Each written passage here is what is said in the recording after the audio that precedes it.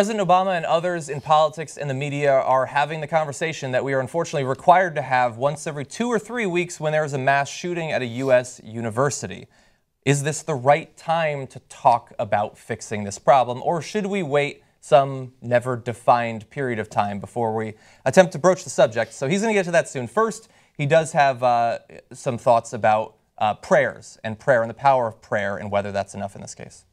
Just a few months ago, and I said a few months before that, and I said each time we see one of these mass shootings, our thoughts and prayers are not enough. It's not enough. It does not capture the heartache and grief and anger that we should feel. And it does nothing to prevent this carnage from being inflicted someplace else in America.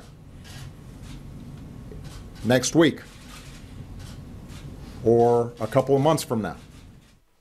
Yeah, we inoculate ourselves to this stuff because we expect things to be said, and that's why everything the president said today I thought was really good, because we say, oh, thoughts and prayers. You know, I had to write a family member a condolence letter this week, and and I wrote it and I looked at it afterwards and I thought, I'm going to send it because I got to.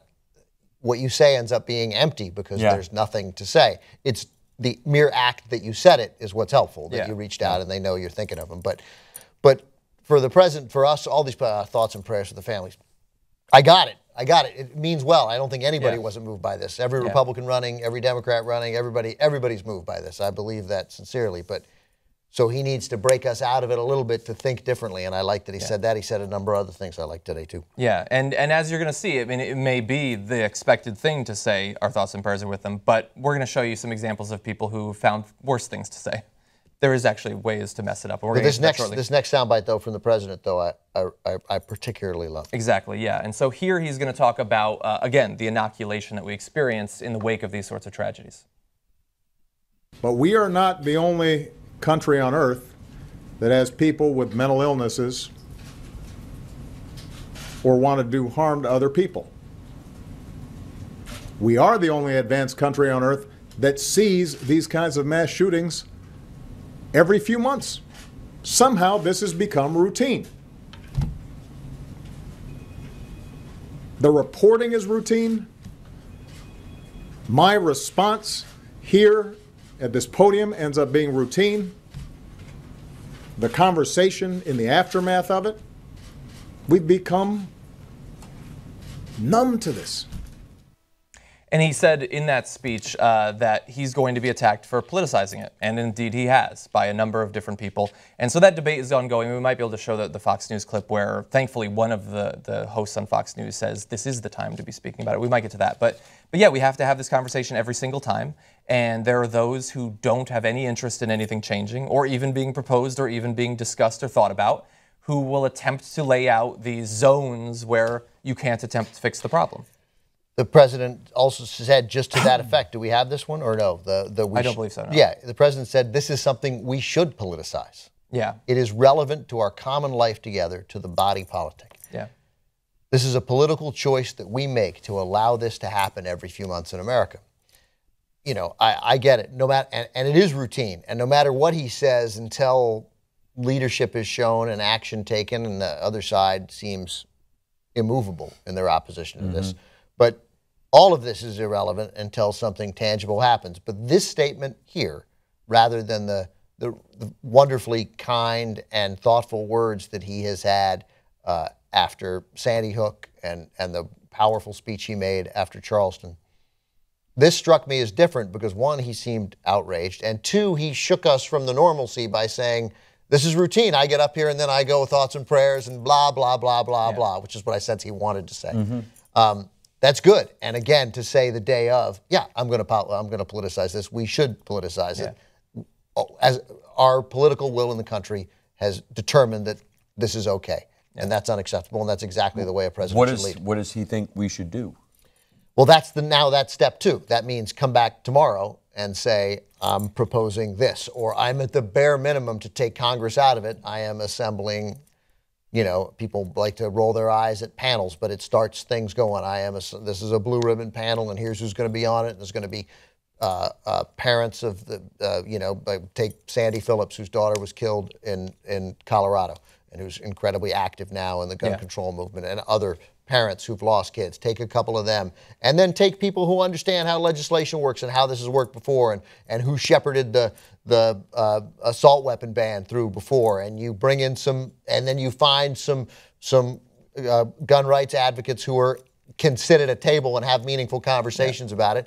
And you start a conversation, and 6 months later they have a report. Then you submit that report to Congress, and we start to have a law. That's how we get things done. You got to start but we can't just now wait until the next time so he can figure out another way to be angry at the press, right, for the 14th time, to be angry at the press conference. Yeah, exactly. It's not like, I mean, I am not an expert, but I could probably propose 10 different things that we could do. First of all, we could close the gun show loophole.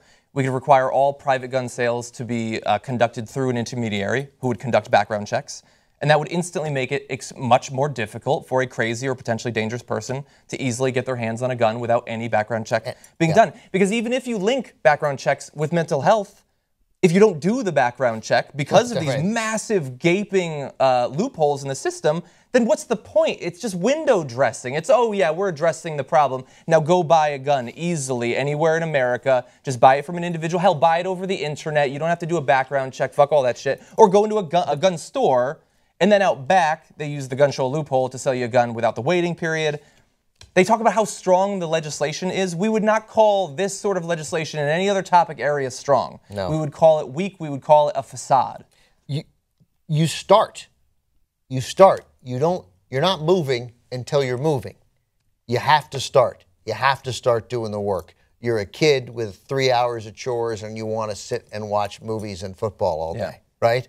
You got to start doing the chores, otherwise you're never getting the 3 hours done. We got to start the work. We got to get the first small piece. We as a country, we know the most people are with us. May not be the most powerful people, but we know the population wants meaningful gun control, not gun control with tons of loopholes in it. Meaningful gun control. So start the process. Start it. Pass one small thing, and then 6 months later try to pass a second small thing.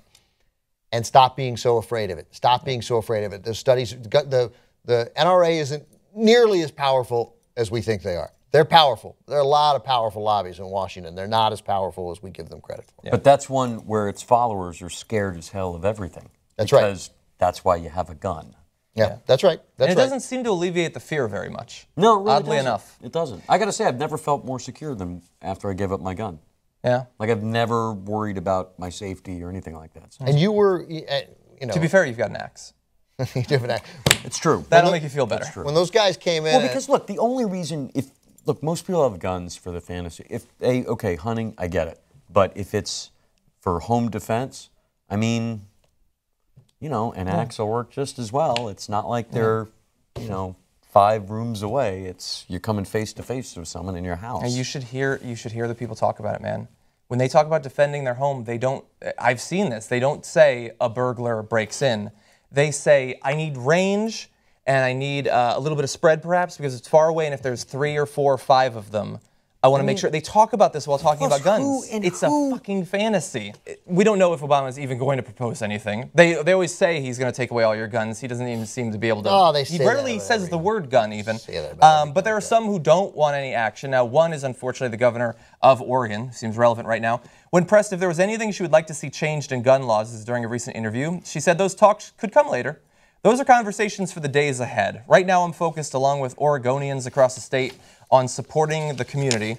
And we'd like to really quickly give you sort of a preview of what sort of action by response you would get from other potential presidents in just a couple of years. Really quick, I swear to God this will be quick. And just to cut Kate Brown a little break, she is the governor of Oregon, and she actually has to, she's going to meet with family. She has stuff to do. And she did say, that's fair. She didn't say conversations for the months ahead. She said for the days ahead. So she's like, that's true. I'm not talking about this right now. I have tangible things I got to do right now. I'm going to give her a pass. I mean, it wasn't my favorite thing to say, but it also. I Governor of Oregon gets a Ben pass. She gets a Ben pass for until middle of next week. I have a gun policy discussion Also, in the wake of an aftermath bisexual, so she gets a pass. What? Really? What the hell does that have to do with anything? That always has to do with something. I'm not sure that it does. That's always relevant. But in any event, so perhaps Obama would do something. But here's an idea of what a couple of other potential presidents would do. First, from Donald Trump, he says it's not politically correct to say this, that these things are going to happen, but you're going to have difficulty, and that will be for the next million years. There's going to be difficulty, and people are going to slip through the cracks. What are you going to do? Institutionalize everybody? Yeah, we've tried to jail just about everybody. Exactly. And things happen was his overriding message. Jeb Bush says, we're in a difficult time in our country, and I don't think more government is necessarily the answer to this. Yeah, stay on message, buddy. I think we need to reconnect ourselves with everyone else. It's very sad to see, but I resist the notion, and I had this challenge as governor because look, stuff happens. There's always a crisis. And the impulse is always to do something, and it's not necessarily the right thing to do.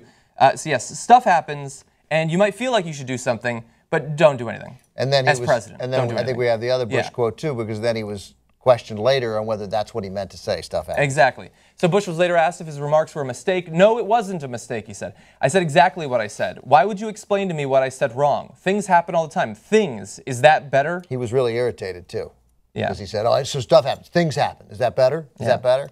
Yeah. Yeah, I mean. That's a responsible, mature reaction. That guy, man. No wonder he's at 7%.